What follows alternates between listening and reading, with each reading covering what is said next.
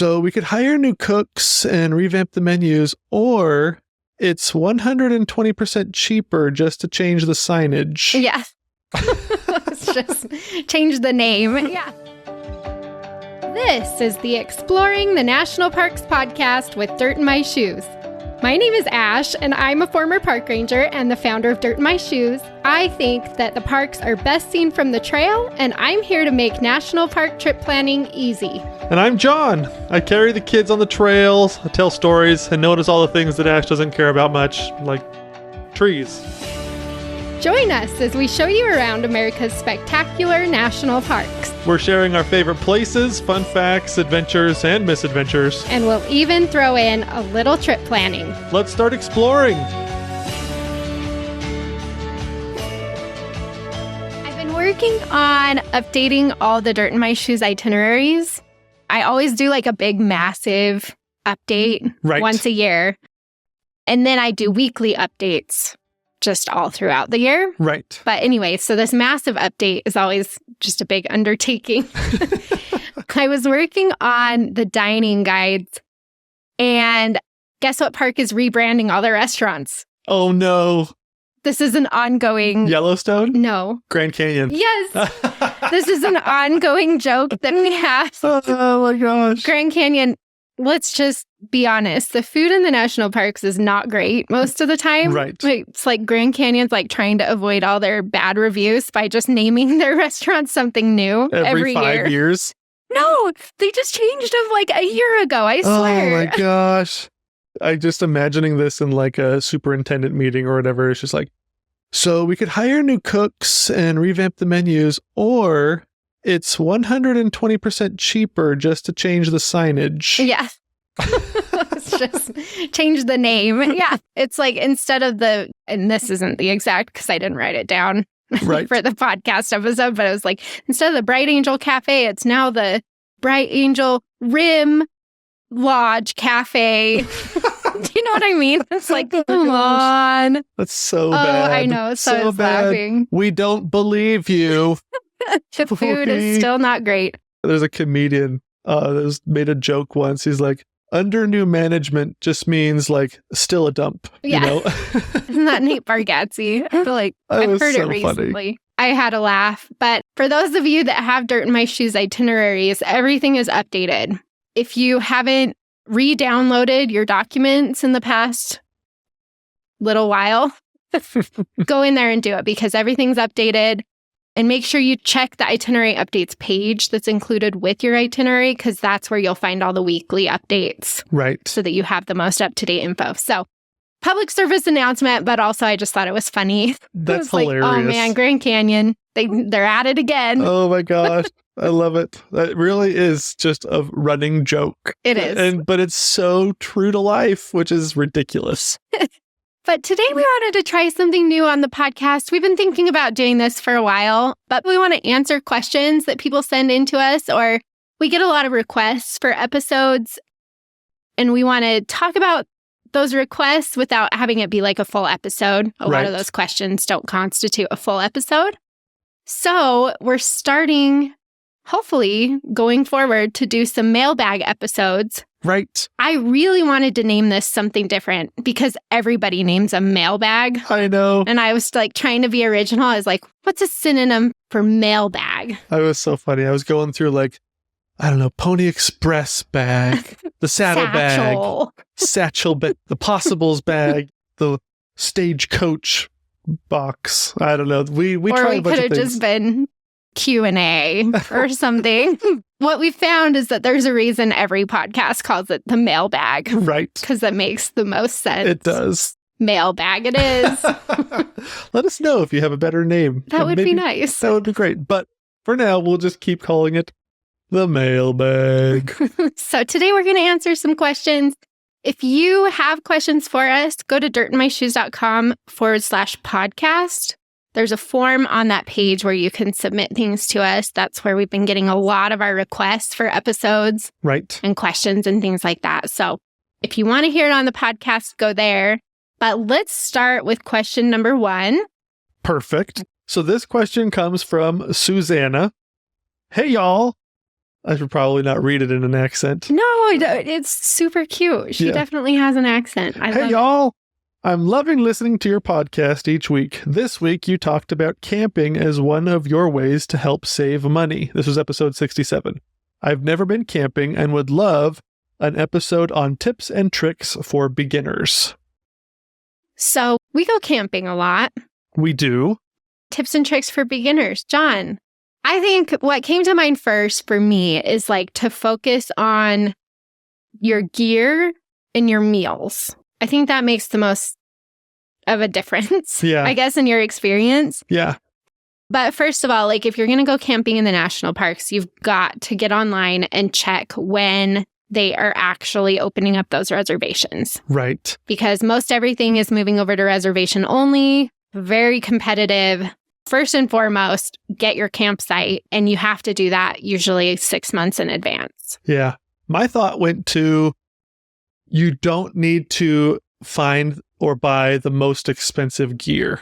Yeah. Like if you're just starting out, like just like any hobby, seems like if you get started, there's a buy-in price. There's an upfront cost that you have to front to get the right gear or whatever to start any hobby. With camping is the same. However, the best thing about camping is that you can find almost everything you need at either your dad's house, his garage, or like a thrift store or something like that.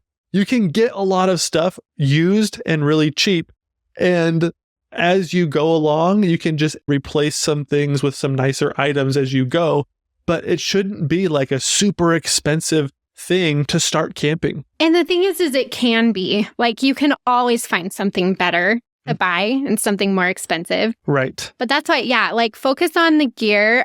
A couple of tips for that is like for a tent, they always categorize tents as by like number of people that will fit in it. Those are false. Okay. So that's literally if you're like nose to nose. Right. With your friends or family.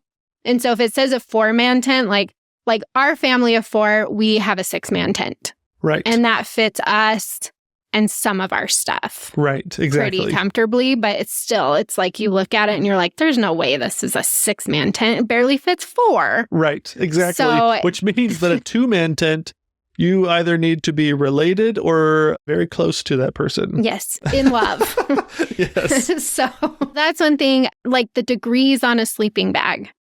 That is generally just a guideline for how cold it might get while you're camping.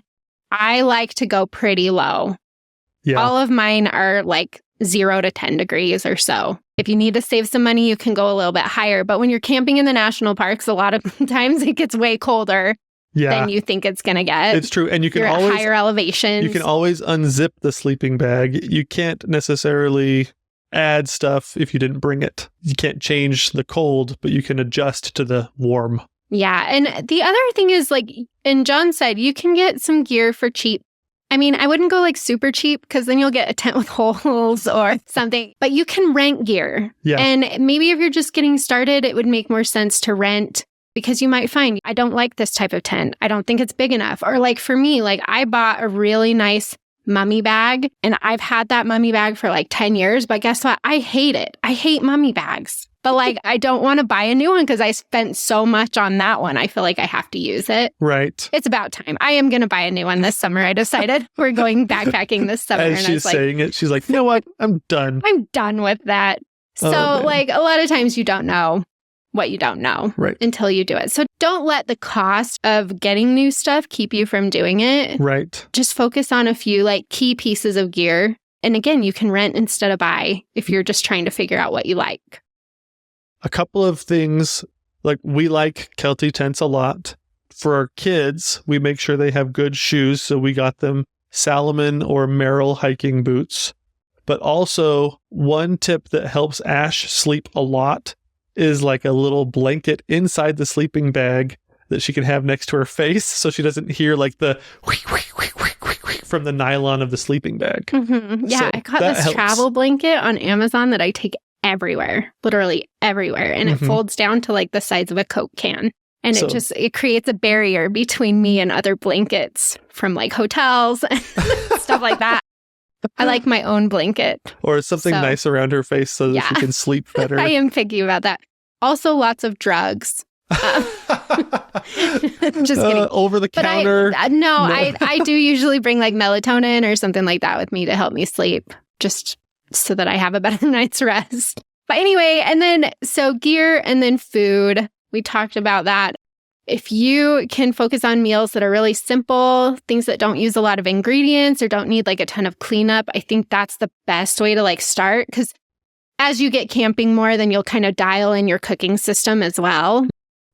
But like a simple stove and a pot to use. So we'll do things like for breakfast, we'll boil water and put it over instant oatmeal or fruit and pastries, stuff like that. That's just like not a ton of, we have to do like the bacon and the eggs and the huge cleanup and stuff. Like that can be really overwhelming, especially as a first-time camper. It'd be like, oh my gosh, this takes forever and I don't know how to clean without water. Yes. All that stuff. So for lunches, we usually do like sandwiches or we'll do like hummus and pita wraps or something like that. That just doesn't take a lot. Mm-hmm. Dinner, cooking over the campfire is one of the easiest ways that you can feed your family for dinner. Right. So tinfoil dinners or roasting hot dogs or something like that. Sometimes we'll do soup, again, just using like the one pot and the cooktop that we have. We'll do some soup with like some bread or something. Right. So just don't try to like, if you get on Pinterest and you're like,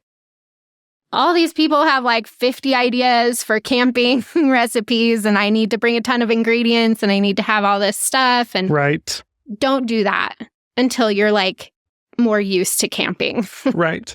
Honestly, we have a dialed in bunch of recipes where I basically already know what we're eating on a 5-day trip. Because it's so much easier. Yeah. And then sometimes we will do like a Dutch oven meal or we will get out the griddle and do bacon and eggs and everything, pancakes and everything. Right. But we don't do that all the time because it just takes a lot of extra work that maybe might feel a little overwhelming, especially as you're starting off. Keep it simple. Camping.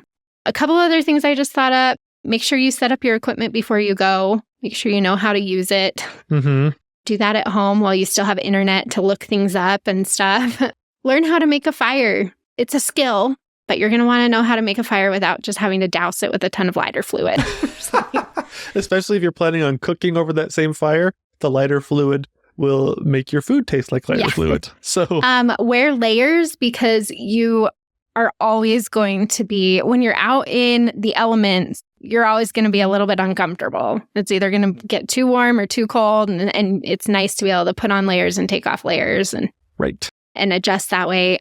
Bug spray always. Do not leave bug spray at home. Definitely not. So, no, and you may have heard from people, oh, that place isn't that bad, but it can change. We have encountered mosquitoes in some really strange places that I would not have expected. Yes. So, always have bug spray. And then for finding campsites near the national parks and stuff, we like the Campendium website. I know a lot of people use the Dirt. I like Campendium better. I use that more. But websites like that work. So hopefully that helps. But the name of the game is just keep it simple and don't feel like you have to spend a ton of money to get started. Yes. All right. This next question comes to us from Jamie.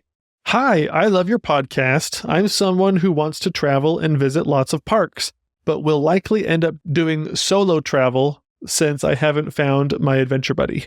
I'm wondering if you've considered doing a podcast on best parks for going solo, particularly as a woman who wants to hike. I'm trying to keep safe from animals and other threats and want to know the safest trails that are a good adventure alone.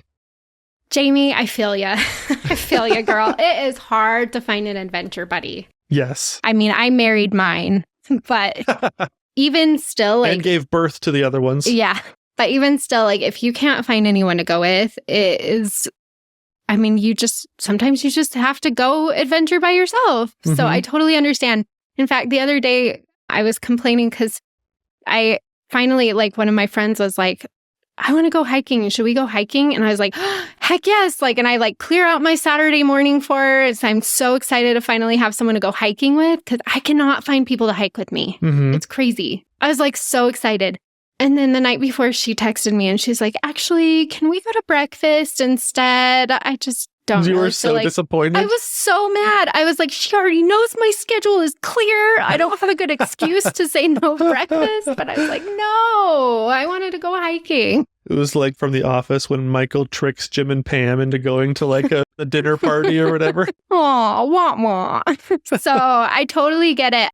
As I was thinking about your question, I was trying to think of parks that have like really epic hiking trails, because as someone who really loves to hike but has to go solo, you don't want to feel like you're like missing out on stuff. Right. You don't want to feel like you just have to stick to the viewpoints and like the little stuff. Right. Sometimes you just want a big hike. Yeah, you want to go on an adventure. Yeah. So the parks that came to mind that I think they have epic trails, but these trails stay busy enough that you're not going to be like stranded by yourself if something happens to you. Right. You'll be able to call for help. Yeah, there will be people passing by you. You won't feel like you're totally alone out there. And so the ones that really came to my mind was the Highline Trail in Glacier. That's a really good one. I solo hiked that one last summer. I went beyond where my family was willing to go. Right. And it was fine. There's plenty of people on that trail. That one is a great one. Angel's Landing or the Narrows in Zion National Park are both great ones that will feel like you're like totally out there adventuring, but you're adventuring with other people around you. Right. The Skyline Trail or the Burroughs Trail in Mount Rainier, those ones are epic. Epic trails. But you will have people around you on those ones. The Mist Trail in Yosemite, the Peekaboo Loop in Bryce Canyon, Sky Pond in Rocky Mountain, really any of those like bigger lake hikes in Rocky Mountain stay really busy, but they're epic. So that's an awesome park for that. Acadia has some really good mountain hikes. Like the Beehive, you will have other people around. Any of the mountain hikes, though, are really good. Right. John did get lost doing the Precipice Trail in Acadia. Watch the blazes. Yeah. And make sure they're the same color. So make sure you have a map. Light blue and sky blue are different trails. Those are the ones that really came to my mind as far as like, you want a solo hike, you want to go somewhere epic, but you're not totally by yourself. Right. And then parks to avoid. Nobody hikes in Yellowstone. If you want to go to Yellowstone by yourself, that's fine. On the boardwalk areas and stuff, you'll have plenty of people around you and stuff. But like when you hit the longer trails in Yellowstone, you'll be by yourself. Yeah. We have found this to be fairly true for almost every national park. If you get half a mile onto a trail, you'll lose most of the crowds. But those trails that Ash mentioned just a minute ago are exceptions to that rule. And Yellowstone, as a general rule, nobody hikes. Yeah, I mean, you could go to Washburn Point. That one stays pretty busy, or at least you wouldn't feel like you're all by yourself. But Yellowstone does have a lot of bears. Yeah. And that's also why I didn't include Grand Teton as any of the trails, because you almost always hit like some point where there's just more wildlife than people. Right. Which is fantastic if you have people to talk to. Right. And you can scare those bears off the trail. When you're by yourself, though, not so much fun. Yeah, Yellowstone, I would hesitate to do any like longer trails by yourself.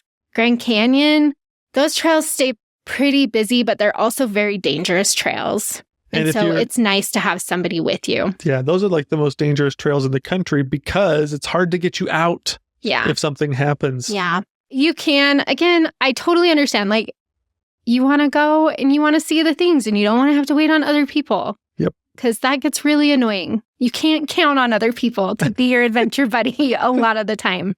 And so hopefully that helps kind of give you somewhere to start. But those are the trails that I would do if I wanted a long hiking trail and not feel like I'm like totally alone out in the wilderness by myself.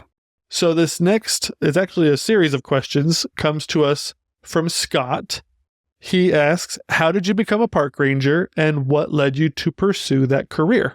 We have a full episode about this. It's episode 33, How to Become a Park Ranger, where we talk about this in detail. But basically, I just spent so much time in the parks and I realized that you could do that for a job. And so it was kind of a no-brainer for me. Yeah. It is kind of hard to get started. So again, that podcast episode 33 will talk through like more of the nitty-gritty of the process of getting started. But I just thought it would be a dream job to be out in the national parks and getting paid for it. Yes.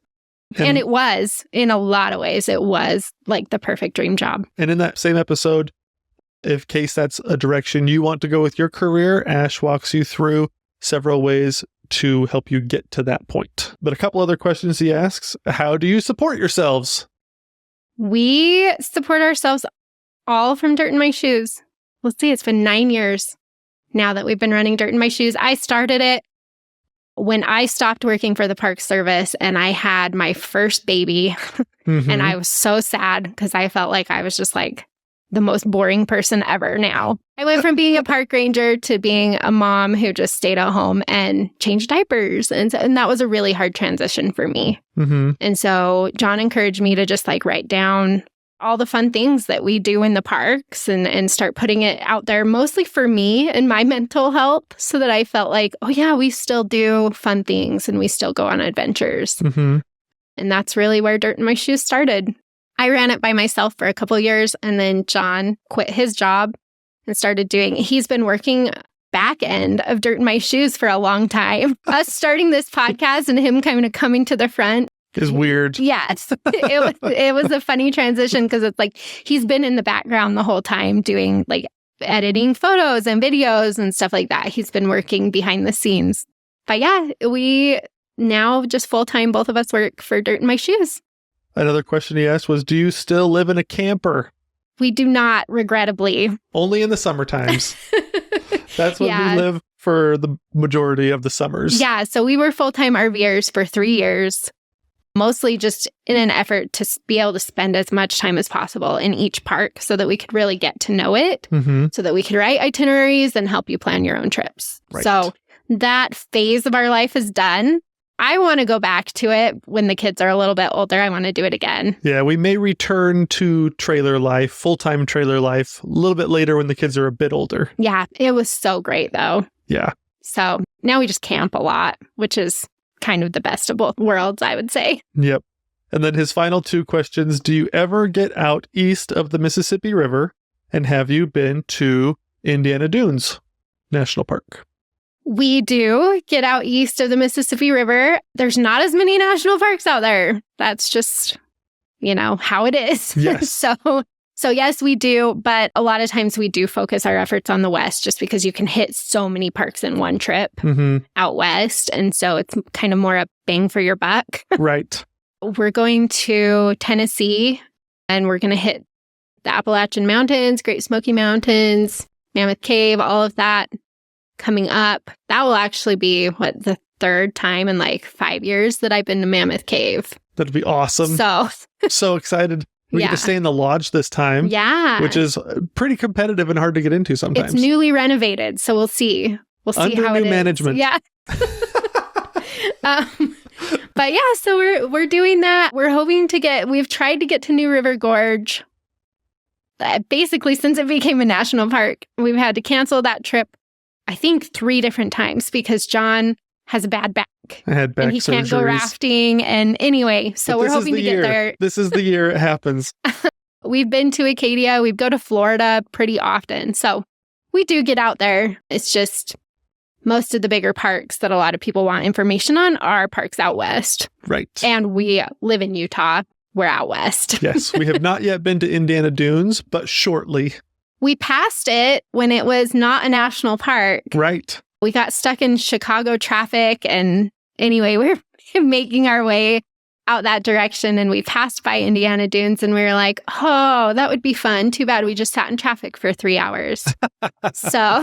Yeah, exactly. And then they made it a national park like a year after that. So we do still need to get out there as well. But thank you for your questions, Scott and Savannah and Jamie. We sure appreciate you guys. And if you have any more questions for us, feel free, definitely send them in. Let us know.